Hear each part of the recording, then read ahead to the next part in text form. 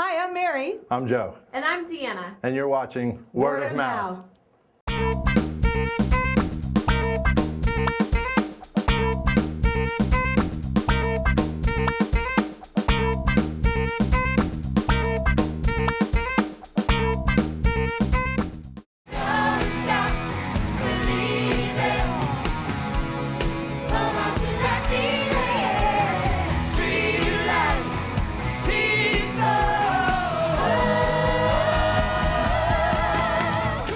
I saw Rock of Ages.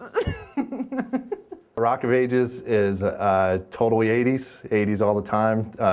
3 o'clock in the morning when you see that commercial come on for hair bands, that's it. Rock of Ages takes place in LA where I guess, all the 80s hair bands kind of started their whole careers, and all that music kind of started in LA on the Sunset Strip. It reminds me of a bar in Long Branch we used to go to. I'm sure anybody who walks into the theater, you've been to that bar before. There's panties, bras everywhere, the bad signs, it smells, it's dirty. Drew is basically the janitor for the bourbon room there, but he's there to live a dream. He wants to he wants to be a singer, and he writes songs and he fools around every now and again on guitar, and he's just waiting for his big chance. Sherry is the naive girl from the Midwest who moves to LA and tries to make it big and be famous. She's looking to become an actress, of course, and moves to Hollywood. Of course, that turns into a stripping pole, which often that happens, I guess, with Midwest girls that go to California. Drew sees her and kind of latches on to her. And they go on a date, and they end up being just friends at the beginning, but you could tell they really love each other. One of the players, Lonnie, who works also at the Bourbon Room, is the narrator of this whole thing. He's obviously a Jack Black ripoff, and I'm looking at it and I'm like, this is not going to be good, but he grows on you. Stacey Jacks is the big rocker, glitzy top with the long blonde, wavy hair, and totally the stereotypical rocker from that era. That VH1 behind the music, that's him. That's that guy. That's the one that usually ODs on heroin or gets hit by a bus or whatever. That's definitely that guy.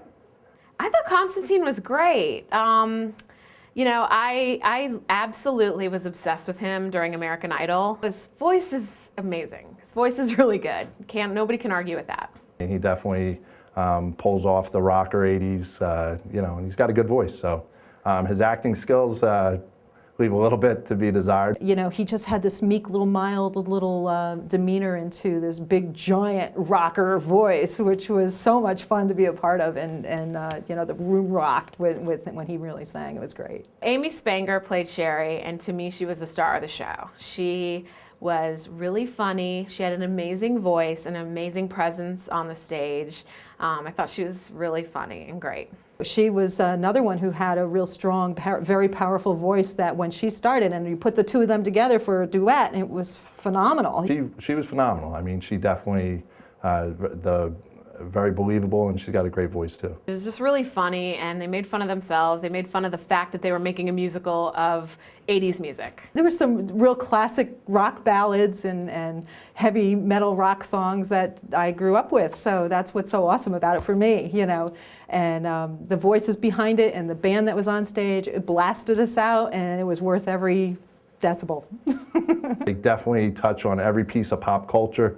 At one point, they whip out some Burroughs and James wine coolers. I just lost it. I mean, that's what we used to drink back in the woods when my parents weren't looking. So there were some strippers, and there were some young boys in the front row that enjoyed these strippers.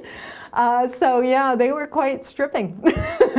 All the strippers were top notch. I kind of had this prejudice against going to see a musical that has music that's already been written, and they're just going to throw all the songs together and make a musical of this. I was very pleasantly surprised that I actually loved this musical and had a really fun time at it. It was just funnier than funny, and the dancing was really great.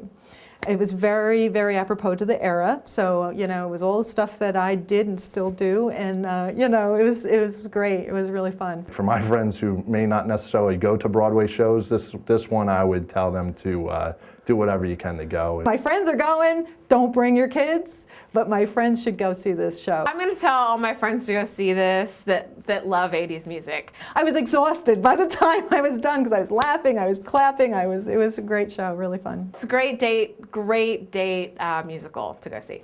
Absolutely. There's few shows that I would go right away to see again.